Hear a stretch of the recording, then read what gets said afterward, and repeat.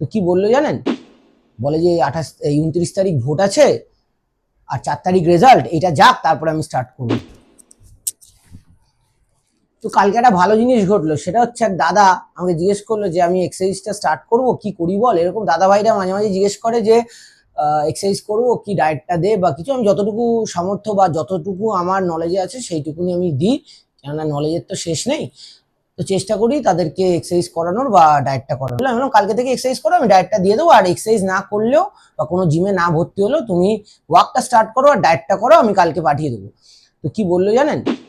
বলে যে 29 তারিখ ভোট আছে আর 4 তারিখ রেজাল্ট, এটা যাক তারপরে আমি স্টার্ট করবো।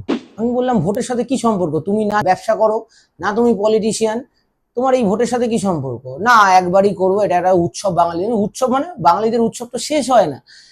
31, 1 জানুয়ারি, পয়লা বৈশাখ, সরস্বতী পুজো, লক্ষ্মী পুজো, কালী পুজো, দুর্গা পুজো শেষ হচ্ছে না, তো তুমি যাও।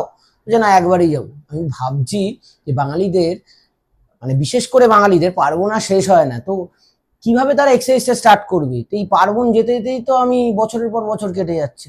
যারা যারা ভাবছো যে আমি এক্সারসাইজ বা ডায়েটটা স্টার্ট করবো, তো আজ থেকেই করো। কাল বা পার্বণ বা কিছু বলে কিচ্ছু হয় না, নয়তো কোনোদিনই স্টার্ট করতে পারবে না। চলো, টাটা।